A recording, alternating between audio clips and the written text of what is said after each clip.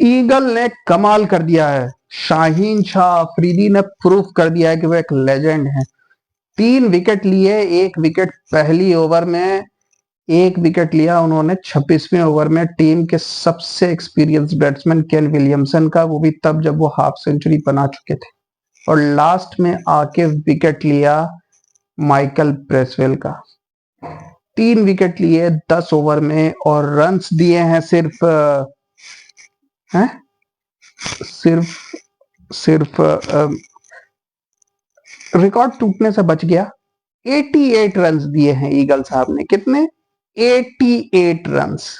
भाई आप कैसे ईगल हो? क्या आपके पंख कट गए हैं? आपने पिछले साल न्यूजीलैंड के खिलाफ ही सबसे एम्बैरेसिंग फिगर दिया था 10 ओवर में 90 रन, और यहां अपने होम कंडीशन में आपने 10 ओवर में 88 रन दिए। आप टीम के सबसे सीनियर बॉलर हो, आपसे एक्सपेक्ट किया जाता है कि आप 40-50, चलो किसी खराब दिन आप 60 रन दे दो।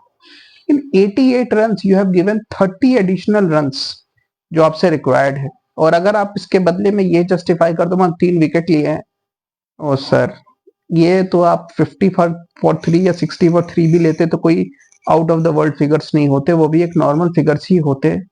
लेकिन इस तरीके की धुलाई, और साथ में मिस्टर बेटर देन बुमराह, आज भी याद करके मुझे हंसी आती है वो स्टेटमेंट जब कोई नसीम शाह जैसे ऑर्डिनरी बॉलर को बेटर देन बुमराह कहता था। I think is worst then Siraj. 10 over में 70 रन और कोई विकेट नहीं। और बात सिर्फ विकेट नहीं लेने की नहीं है, ये आदमी कोई अपॉर्चुनिटीज भी क्रिएट नहीं कर रहा। ऐसा नहीं कि सिर्फ यहां पर, जिम्बाब्वे में, इंग्लैंड में, सॉरी साउथ अफ्रीका में, ऑस्ट्रेलिया में, ये सारे ओडीआईज में फेल रहा है। लेकिन इसकी पीआर इतनी स्ट्रांग है, इसकी दोस्ती इतनी स्ट्रांग है कि अब्बास अफरीदी जैसे टैलेंटेड बॉलर जो हर मैच में 2-2, 3-3 विकेट ले रहा था, जिसके पास वेरिएशंस थी, जो इससे कम रन लीक करता था, जो इससे फास्ट था, उसको जगह नहीं मिलती। बस यही बात होती है, नसीम शाह अगला वकार यूनिस है, नसीम शाह अगला ये है, अगला वो है, और नसीम शाह हर मैच में रन पे रन ढूंढते जाते हैं और टीम को कोई सपोर्ट नहीं दे पाते। खैर, इन सब के बीच जो पाकिस्तान के लिए सबसे अच्छी बात रही वो रहा पाकिस्तान के लोन स्पिनर अबरार अहमद, जिनको चैंपियंस ट्रॉफी के लिए टीम में डाला गया है। यहां पर भी मैं बहुत सरप्राइज्ड हूं कि सुफियान मुकीम, जिन्होंने इतनी बेहतरीन बॉलिंग की थी साउथ अफ्रीका में, देखिए एक्सपीरियंस दोनों का ही नहीं है। अबरार के भी 4 ओडीआई मैच हैं, सुफियान मुकीम के भी ऐसे ही 3 या 4 मैचेस हैं। तो there is nothing in the experience here. मगर सुफियान मुकीम एक वाइट बॉल स्पेशलिस्ट बॉलर हैं। वो लेफ्ट आर्म चाइनामैन बॉलिंग करते हैं, जो कि एक वेरिएशन आपको देती है। साथ साथ उनका कंट्रोल बेहतरीन है, वो ज्यादा विकेट टेकिंग बॉलर दिखते हैं। उनको ड्रॉप कर दिया गया है और अबरार अहमद को रिटेन किया गया है। मगर यहाँ अबरार अहमद ने बढ़िया बॉलिंग की। जहां बाकी बॉलर्स रन दे रहे थे, यहाँ उन्होंने 10 ओवर में 40 रन देकर 2 विकेट लिए, 41 फॉर 2, जिसमें कि एक बहुत इंपॉर्टेंट विकेट डैरेल मिचेल का, जब वो अग्रेसिव मूड में थे तब उन्होंने लिया 38 ओवर में। और वहां से एक्चुअली पाकिस्तान गेम में काफी स्ट्रॉन्ग कमबैक कर गई थी, लेकिन अपने ईगल साहब और अपने बेटर देन बुमराह ने इतने रन खाए हैं लास्ट में कि वो सारा एडवांटेज वेन में चला गया। पहले न्यूजीलैंड ने बैटिंग की और विल यंग, जो कि केन विलियमसन की एब्सेंस में काफी नंबर 3 स्पॉट पे बैटिंग करते आए, उनको मौका दिया गया, लेकिन वो पहली ओवर में ही कॉट बिहाइंड हो गए। उसके बाद रचिन रविंद्रा और केन विलियमसन ने पार्टनरशिप की, लेकिन केन विलियमसन तो बाबर आजम के भी बाप निकल आए।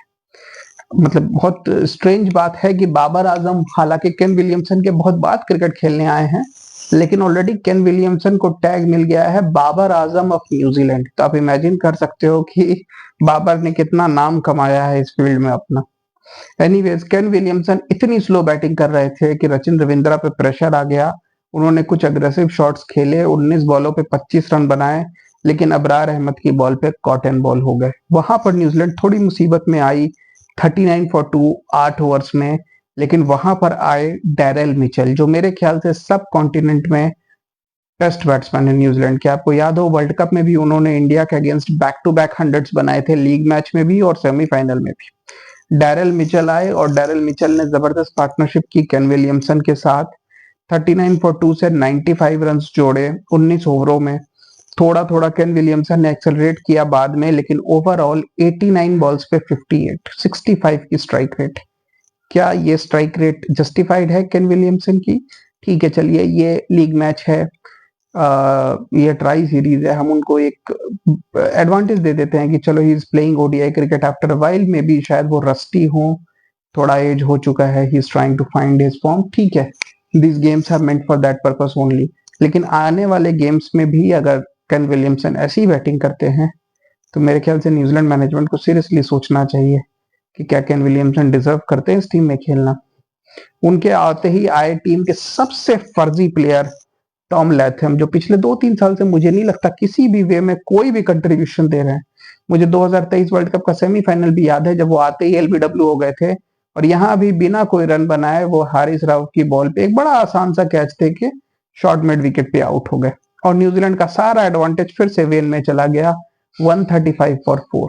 लेकिन फिर आए ग्लेन फिलिप्स और डैरेल मिचेल जो उस वक्त सेट थे, उन्होंने बहुत बढ़िया गेम खेला। ग्लेन फिलिप्स अपना टाइम ले रहे थे, स्पिनर्स बॉलिंग कर रहे थे और दूसरे एंड से Darrell Mitchell time and again risk ले रहे थे, बाउंड्रीज सिक्सेस मारते रहे और रन रेट को मेंटेन किया। 81 के स्कोर पे वो अबरार की बॉल पे आउट हो गए, लेकिन टीम का टोटल 200 हो चुका था जब वो आउट हुए इन 38 ओवर्स। और जब वो आउट हुए तो गेम बराबरी पे था, 38 ओवर्स 200 फॉर 5 और ग्लेन फिलिप्स के साथ सिर्फ 2 बॉलिंग ऑलराउंडर्स बचे थे, माइकल ब्रेसवेल और मिच सेंटनर। तो यहां से पाकिस्तान के पास एक अच्छा मौका था कि वो न्यूजीलैंड को 270 280 तक रोक सकता था। लेकिन पाकिस्तान के साथ 2 बहुत बहुत बड़ा डिसएडवांटेज हुआ। सबसे बड़ा डिसएडवांटेज हुआ कि हारिस राव जो बढ़िया बॉलिंग कर रहे थे वो इंजर्ड हो गए। अब ये इंजरी की सीरियसनेस कितनी है ये तो शायद मैच के बाद पता चलेगा, लेकिन वो अपना abdomen area, side area hold करके चले गए, काफी पेन में दिख रहे थे। I hope it's not something serious, लेकिन उस टाइम पे वो काफी पेन में दिख रहे थे। हालांकि वो गए खुद, कोई स्ट्रेचर या ऐसी कोई जरूरत नहीं पड़ी, which is a good thing. लेकिन उनके जाने के बाद पाकिस्तान की प्रॉब्लम्स बढ़ गई, क्योंकि पाकिस्तान ने एक बड़ा ही स्टूपिड मूव किया, खुशदिल शाह को एज अ 5th बॉलर खिलाया, जबकि वो एक पार्ट टाइमर है। और यही नहीं कि खुशदिल शाह को अगर आपने एज ए पार्ट टाइमर खिलाया है तो 4-5 ओवर फेंकवा लें, कुछ ओवर साउथ शकील से फेंकवा लें, कुछ सलमान अली आगा से। उन्होंने उस पार्ट टाइमर को पूरे 10 ओवर फेंकने की जिम्मेदारी दी और उनके 9 ओवर्स में 66 बने। अब यहाँ खास बात यह है कि खुशदिल शाह के ये 9 ओवर्स में 66 मिडिल ओवर्स में पड़े हैं, वो फेज जहां पे आप 4-5 रन पर ओवर एक्सपेक्ट करते हो। अगर खुशदिल शाह ने 9 ओवर्स 45-50 रन तक भी दिया होता तो जस्टिफाइड था, लेकिन ये जो 20 रन एक्स्ट्रा गए हैं ये प्रूव करता है कि खुशदिल शाह में वो एबिलिटी नहीं है। और रिजवान की कैप्टेंसी इतनी खराब थी कि रिजवान ने जब तक हारिस राव की इंजरी नहीं हुई 37वें ओवर में, उन्होंने सलमान अली आगा को एक भी ओवर नहीं दिया, जबकि सलमान अली आगा का रोल ही है बैटिंग ऑलराउंडर, वो प्रॉपर ऑलराउंडर हैं। खुशदिल शाह को अगर आप बॉलिंग प्रैक्टिस कराना चाहते हो तो आप धीरे धीरे उनसे 5-6 ओवर फिकवा लेते, इतनी भी प्रैक्टिस काफी थी। सलमान अली आगा बॉलिंग करने आए हैं 37वें ओवर में हारिस राव के ओवर्स कवर करने। हालांकि बाद में उन्होंने खुशदिल का भी एक ओवर फेंका, 4 ओवर 4 बॉलों पे 31 रन दिए और यहां पर पाकिस्तान ने बहुत बड़ा एडवांटेज लूज किया। आप इमेजिन कर सकते हो कि ये दोनों पार्ट टाइमर्स ने मिलके ऑलमोस्ट 7 रन पर ओवर से 97 रन दिए हैं 13.4 ओवर्स में। ये एक बहुत बहुत बड़ा गैप है जो पाकिस्तान इस चैंपियंस ट्रॉफी में लेकर जा रही है। एनीवेज, उस पोजीशन से जो बैटिंग की है ग्लेन फिलिप्स ने 38 ओवर्स 200 फॉर 5 से पहले उन्होंने 54 रन जोड़े माइकल ब्रेसवेल के साथ, जो खुद भी एक अग्रेसिव बैट्समैन है। 3 छक्के मारे उन्होंने, 31 का स्कोर बनाया और उनके आउट होने के बाद तो आखिरी के 3 ओवर्स में मानो ग्लेन फिलिप्स ने इनसेन बैटिंग की है, जो बीस्ट मोड में बैटिंग होती है। आखिरी ओवर में 25 रन मारे शाहीन शाह अफरीदी को और अपना पहला ओडीआई 100 पूरा किया। जी हाँ, अपना पहला ओडीआई 100, वो भी नंबर 6 पर बैटिंग करते हुए, एक ऐसी पिच पर जहां वो बैटिंग करने 28वें ओवर में आए थे। 72 बॉल्स पे 100 पूरा किया और एंड में 74 बॉल्स पर 106 नॉट आउट रहे, जिसमें 7 छक्के थे। शाहीन शाह अफरीदी के आखिरी ओवर में उन्होंने तीन जबरदस्त छक्के मारे रादर।